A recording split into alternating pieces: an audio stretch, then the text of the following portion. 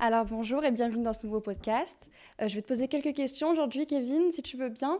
Donc pour celles et ceux qui ne te connaissent pas encore, est-ce que tu peux expliquer ton métier de courtier en prêt immobilier et te présenter en quelques mots? Donc moi, je m'appelle Kevin Cohen, je suis courtier en prêt immobilier. Ça fait un peu plus de 6 ans que je travaille dans ce domaine de l'immobilier. J'accompagne en fait les clients sur leur financement. Je suis là pour leur obtenir les meilleures conditions du marché. Et en fait, mon principe, c'est simple. Je travaille avec l'ensemble des banques du marché. J'ai accès à toutes les banques, toutes les conventions. Et je suis là pour tout négocier et tout prendre en main. C'est-à-dire de la définition de la capacité d'emprunt jusqu'à la signature notaire et même après. Donc on détermine une capacité d'emprunt. J'analyse le dossier, je conseille le client, je monte le dossier, je lui explique tout dans les moindres détails pour qu'il n'y ait pas de mauvaise surprise. Et après, derrière, je prends le dossier, je l'envoie dans les différentes banques pour faire jouer la concurrence entre les banques. Je négocie tout, taux, assurance, frais de dossier, etc. Et après, derrière, je gère les contreparties, les déblocages des fonds. Enfin bref, c'est vraiment un accompagnement clé en main. Et on est là pour défendre le client. Moi, je travaille pour le client, je ne travaille pas pour la banque, pour lui obtenir les meilleures conditions du marché. Et en fait, on sort les clients de pas mal de situations, on analyse correctement le dossier et on fait en sorte qu'il ait vraiment les meilleures conditions. Je suis là pour ça. Ok, très bien. Et si tu devais résumer le marché du crédit immobilier aujourd'hui en une phrase que les gens n'osent pas dire, ce serait laquelle? Aujourd'hui, le problème, c'est pas le taux. Le problème, c'est pas le marché bloqué. Le problème, c'est les gens qui se bougent pas. En fait, la situation, le marché, il est pas bloqué. Au contraire, on voit à longueur de journée des mauvaises nouvelles sur les infos, etc., en disant que le marché de l'immobilier est bloqué. C'est totalement faux. Justement, il y a ceux qui se bougent et il y a ceux qui avancent dans leur projet. Si tu restes toute la journée à attendre que le marché bouge, il va pas bouger. En fait, c'est à toi de prendre les choses en main. On va faire une analyse chiffrée rapidement. En 2 secondes, en 2025, il y a eu 150 milliards de crédits qui ont été accordés aux Français et c'est en hausse de plus 33% par rapport à 2024. Donc c'est marrant, si vraiment le marché était bloqué, pourquoi il y aurait eu cette hausse de production de crédit entre 2024 et 2025? Les gens se bougent, j'ai des dizaines et des dizaines de clients qui me contactent chaque année pour leurs projets. Pour moi, il n'y a pas de marché à l'arrêt, c'est juste certaines personnes qui vont se bloquer parce qu'en fait, elles vont voir les news comme quoi, a priori, le marché de l'immobilier va mal, mais en fait, vous avez juste à regarder les 20 dernières années. Chaque année, en fait, on va vous dire que le marché de l'immobilier va mal. Donc en fait, il faut juste se bouger, prendre les choses en main, et il y a ceux qui restent au fond de leur canapé à rien faire, et il y a ceux qui prennent les choses en main, et je pense que vous devriez faire partie de la deuxième partie. Quelle est la plus grosse erreur que font 80% des acheteurs par rapport à leur financement? Alors, cette erreur-là, je la vois tout le temps. L'erreur que font 80% des acheteurs au niveau de leur financement, c'est d'aller voir leur banquier. Et en fait, les gens se sabotent sans même s'en rendre compte. Le problème, c'est qu'un banquier n'est pas décisionnaire d'un dossier. En fait, c'est la garantie bancaire qui est au-dessus qui financera et qui donnera la décision sur le dossier. Et le problème, c'est qu'il y a pas mal de banquiers, sans vouloir dénigrer le métier de banquier, hein, loin de là, pas mal de banquiers qui ne sont pas vraiment compétents sur la partie crédit immobilier. Déjà, il y a beaucoup de turnover en banque, les gens ne sont pas forcément formés, il y en a des très bons banquiers, hein, et moi je travaille qu'avec des excellents banquiers, mais il y en a aussi des très mauvais, et malheureusement, il y en a plein qui font des mauvaises simulations, qui font des simulations trop rapides, qui n'ont aucune valeur, et en fait, le client s'engage derrière en pensant que la simulation qui a été donnée, c'est le bon montant, il s'engage, il signe un compromis, et après, derrière, on lui sort un refus parce que on n'a pas anticipé tel ou tel élément, tel ou tel revenu. La chose à faire, c'est d'aller voir un courtier, un spécialiste.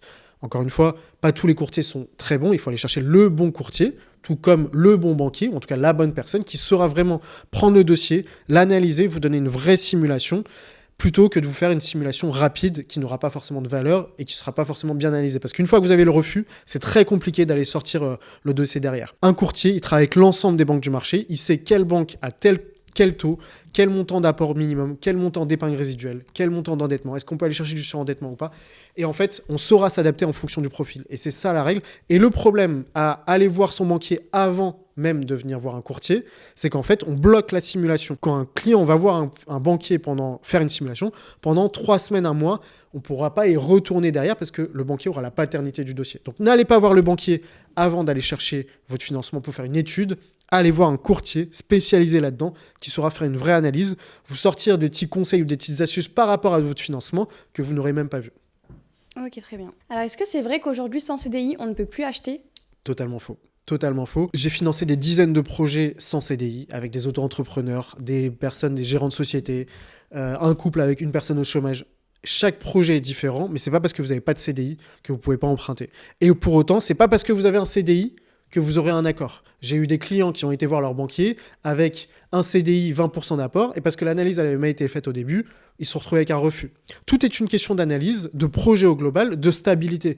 Il y a parfois des auto-entrepreneurs qui sont beaucoup plus stables que certaines personnes qui sont en CDI, mais avec soit une capacité d'emprunt qui a mal été faite, soit avec des comptes qui sont mal tenus, soit avec des crédits en cours à côté. Bref, le dossier au global, c'est ça qu'il faut regarder, et pas juste la situation du CDI. Donc, c'est pas parce que vous êtes en CDI que vous aurez un accord, et au contraire, c'est pas parce que vous êtes en auto-entrepreneur que vous aurez un refus. Attention, il y a quand même des règles à respecter. Chaque banque a sa prise en compte des revenus et a ses profils types, et un auto-entrepreneur ne va pas aller dans les mêmes banques que quelqu'un qui est dans la fonction publique ou que quelqu'un qui a sa société. Il faut vraiment voir le projet au global, quel montant d'apport, quel montant d'épargne résiduelle, quel endettement, quel reste à vivre, tout ça on l'analyse, la situation des comptes, la situation au niveau des revenus, et en fonction du profil, on va aller voir les meilleures banques adaptées à ce profil. On entend partout qu'il faut au minimum 10% d'apport pour acheter. Est-ce que c'est un mythe ou est-ce que c'est réel? Encore une fois, c'est totalement faux.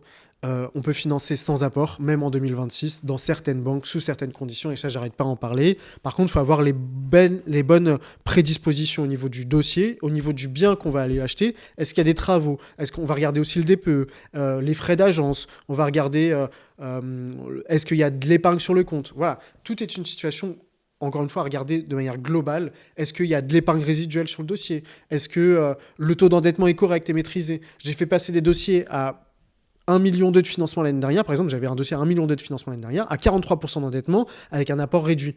Et le dossier est passé, parce que le projet au global était maîtrisé, était bien argumenté, bien amené, avec les bonnes négociations et les bonnes relations bancaires.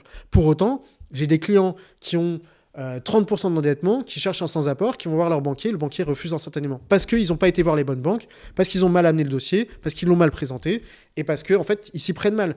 Il faut connaître les banques, il faut connaître les règles, et à partir du moment où vous connaissez les règles, c'est bon, on a l'accord. J'aimerais savoir qu'est-ce que les gens négligent, mais qui peut littéralement faire capoter un dossier. Alors, ces aimants-là, personne ne les prend au sérieux, et pourtant, ça peut faire capoter ou refuser le dossier instantanément.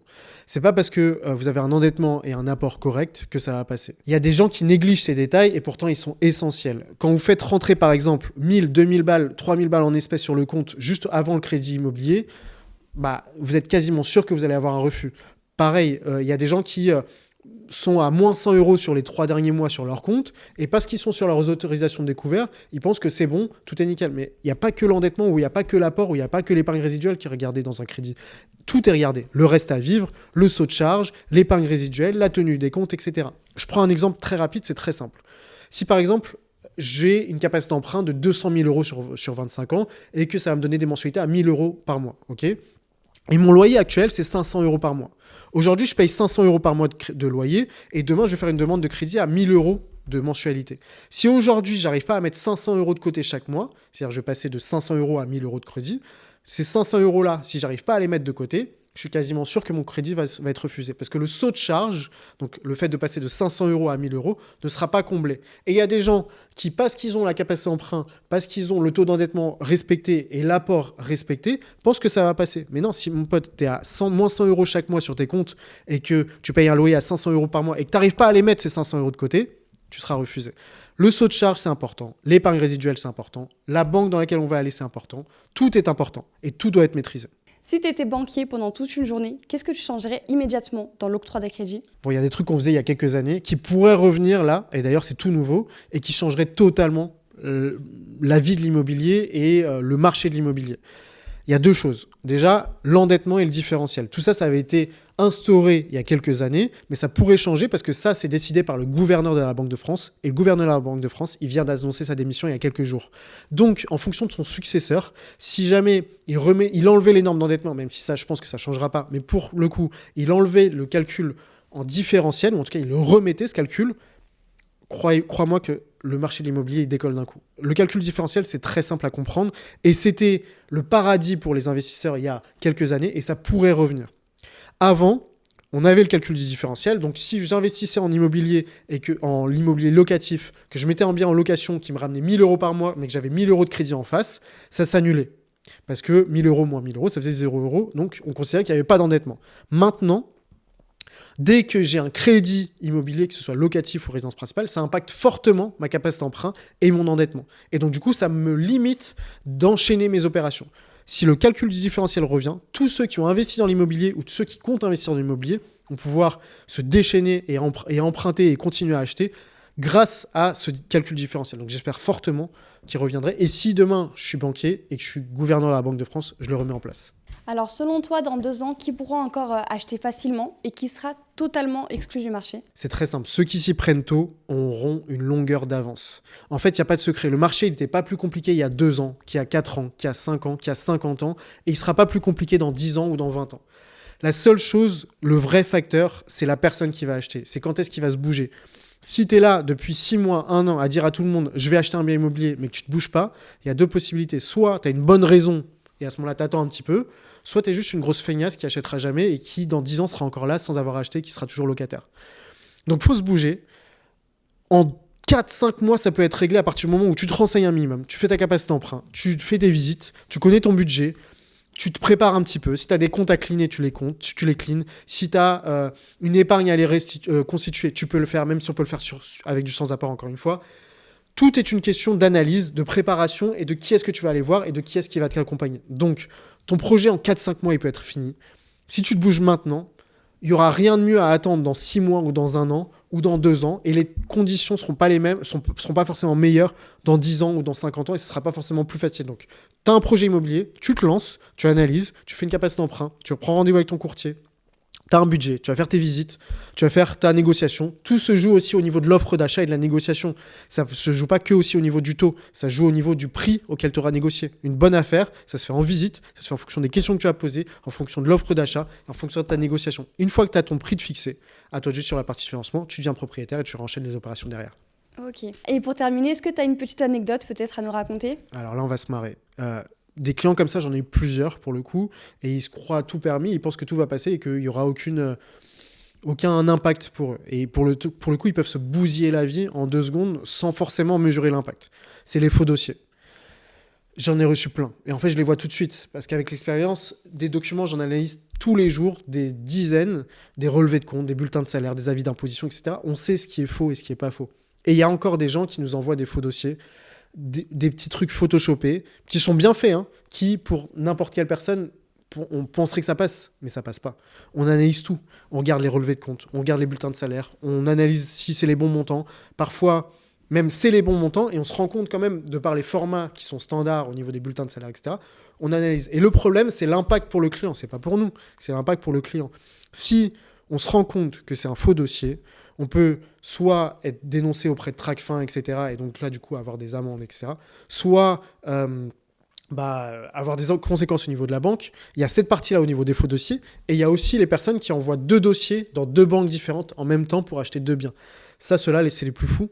Ça peut marcher. Dans un certain cas, j'ai eu des personnes qui ne sont pas passées par moi parce que je ne prends pas ces dossiers-là, mais qui ont acheté 2 biens, voire 3 biens en même temps, en allant voir des garanties bancaires différentes ou des banques différentes. Ça peut passer, mais c'est extrêmement risqué. Le jour où la banque s'en rend compte, et il y a de fortes chances qu'ils s'en rendent compte, en vrai, si vous faites juste une micro-erreur, on s'en rend compte, on vous demande instantanément, en 1 mois ou 2 mois, de solder tout de suite le crédit immobilier, ça va être des 100 000, des 200 000. Et donc, du coup, vous vous retrouvez à vendre à perte, vous vous retrouvez à être dans la merde, à solder 100 000 ou 200 000, et votre investissement, au final, c'est totalement loupé. Donc, je ne vous recommande pas du tout de faire ça. Allez-y, étape par étape. Il n'y a pas de raison que votre dossier soit refusé s'il est bien préparé, si vous êtes bien accompagné, et ne prenez pas de risques. Ok, merci pour tout. Merci d'avoir répondu à mes questions. Avec Kevin. grand plaisir.